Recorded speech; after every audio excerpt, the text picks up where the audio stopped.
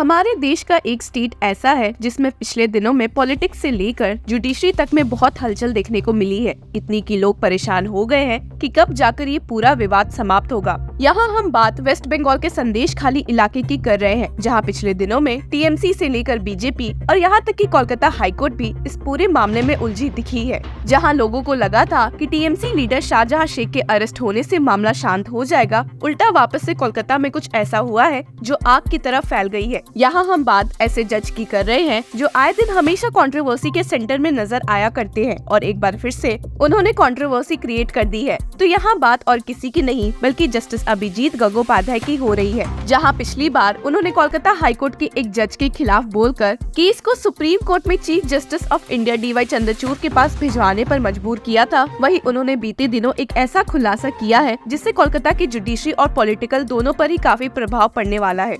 असल में बंगाल के एक लोकल न्यूज चैनल को बताते हुए जस्टिस अभिजीत गंगोपाध्याय ने कहा है कि उनका 4 मार्च को कोर्ट में आखिरी दिन है, इसलिए क्योंकि वे 5 मार्च को रिजाइन करने वाले हैं। जितना ये आपके लिए शॉकिंग है उतना ही लोगों के लिए और स्पेशली कोलकाता हाईकोर्ट के लिए। खुद जब उनके एक जज ऐसे रेजिग्नेशन देने वाले हैं, वो भी तब जब वे इस साल के अगस्त में ही रिटायर करने वाले थे। इन सब में आप सुनकर शॉक हो जाएंगे कि जस्टिस अभिजीत गंगोपाध्याय ने अपने रेजिग्नेशन के पीछे टीएमसी रूलिंग पार्टी को धन्यवाद दिया है। जी हाँ, आपने सही सुना। असल में मामले की शुरुआत होती है जज वर्सेस जज केस से, जहां जस्टिस अभिजीत गंगोपाध्याय ने कोलकाता हाईकोर्ट के एक दूसरे जज के खिलाफ इतनी अपमानजनक बातें कही थी कि चीफ जस्टिस TS शिवगनम ने जस्टिस गंगोपाध्याय की बेंच से सारे इम्पोर्टेंट मैटर्स लेकर उन्हें इंडस्ट्रियल और लेबर लॉज रिलेटेड केस थमा दिए थे। जस्टिस अभिजीत गंगोपाध्याय, जिन्हें जज ऑफ पीपल भी कहा गया है, इसलिए क्योंकि उन्होंने रूलिंग पार्टी को क्वेश्चन और फटकारने में कोई कसर नहीं छोड़ी थी, इन न्यू केसेस लिस्टिंग से खुश नहीं दिखे थे। और जब उन्हें लगा कि अब वो अपने जज कैपेसिटी में लोगों को और न्याय नहीं दिला सकते हैं,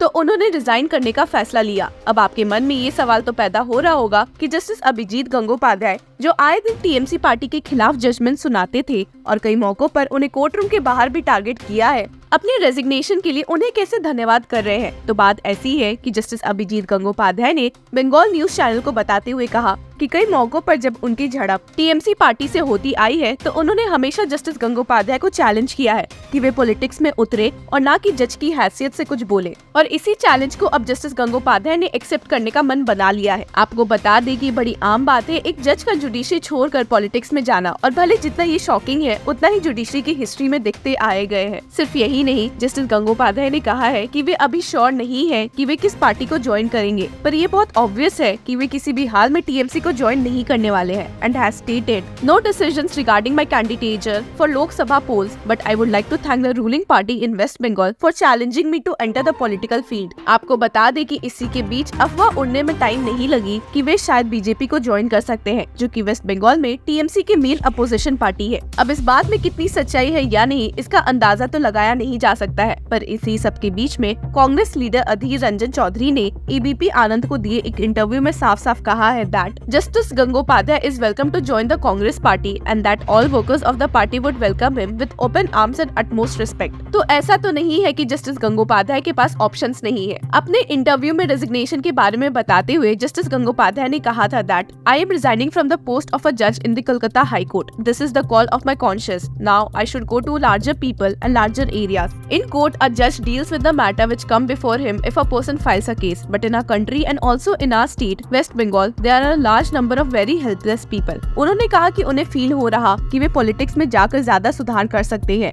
एज अ जज रहने से, और वे पिछले 2 सालों से टीचर्स रिक्रूटमेंट स्कैम और मेडिकल रिक्रूटमेंट स्कैम के बारे में सुनवाई करते आ रहे थे, जिसमें इतना करप्शन देख के उनका सिर घूम गया। He stated, a large number of important people in the education sector of this government are now languishing in jail or are under trial. Thereafter, I am now taking up labor matters. There are also large scams by employers in respect of provident fund gratuity. I have also passed certain orders in those respects. But what I have failed while doing these matters of labor legislation, is that I have felt that my job in this duty, my job is over. इसी के साथ justice Gangopadhyay ने कहा है कि वे अपना resignation president of India doctor Draupadi Murmu, chief justice of Kolkata high court justice TS Sivagnanam और chief justice of India DY Chandrachud को भेज देंगे। जहां जस्टिस अभिजीत गंगोपाध्याय के रेजिग्नेशन की खबर लोगों के लिए शॉकिंग थी, वहीं बाद के कुछ लोगों को इसका अंदाजा था, गिवन कि उनकी कितनी ही लड़ाइयां टीएमसी से देखने को रोज मिलती थी। Senior advocate and former president of Kolkata high court bar association Arunava Ghosh ने जस्टिस गंगोपाध्याय के इस रेजिग्नेशन को गलत बताया है और स्टेट किया, When a judge does this, it of course sends a bad message, but he was rarely neutral in court, which is important for a good judge. वही farmer Meghalaya high court chief justice Sanjeev Banerjee ने भी justice Gangopadhyay के इस announcement को criticise किया है और state किया, If one has political ambitions, then he must have recused from political cases. हालांकि advocate Tarun Jyoti Tiwari, a BJP member and Centers Counsel in the Kolkata High Court, ने इस पूरे मामले में टीएमसी को टारगेट किया है और कहा, For every order he passed, TMC could have gone in appeal, but they first attacked the judge. They relentlessly attacked him. और दूसरी तरफ former advocate general and senior advocate Jayanta Mitra ने कहा कि जस्टिस गंगोपाध्याय का ये फैसला इंडिपेंडेंस और जुडिशरी पर सवाल उठाता है and stated, It is not in judicial temperament to be hearing cases, deciding for or against the government till a week ago and then to resign and join politics when elections are announced. It raises questions over the independence of the judiciary. आपको बता दें कि justice Abhijit Gangopadhyay और TMC की लड़ाई बहुत पहले तक जाती है, जब एक दूसरे इंटरव्यू में लोगों को शॉक देते हुए जस्टिस अभिजीत गंगोपाध्याय ने वापस से टीएमसी को टारगेट किया था, जब वे टीचर्स रिक्रूटमेंट स्कैम की सुनवाई करते थे। उन्होंने स्पेशली टीएमसी लीडर अभिषेक बैनर्जी को इस मामले में टारगेट किया था और आपको बता दें कि अभिषेक बैनर्जी उनके टारगेट से इतना परेशान हो चुके थे कि वे अब तक इस केस में 2 बार सुप्रीम कोर्ट का भी रुख कर चुके हैं। तो ये तो छुपा नहीं है कि जस्टिस गंगोपाध्याय की आए दिन पॉलिटिकल पार्टी से लेकर सुप्रीम कोर्ट से भी बहस हो चुकी है। तो देखना अब ये होगा कि उनके रिटायरमेंट के बाद भी वे ऐसे ही कंट्रोवर्सी क्रिएट करते रहते हैं या नहीं। Till then keep following law चक्रा।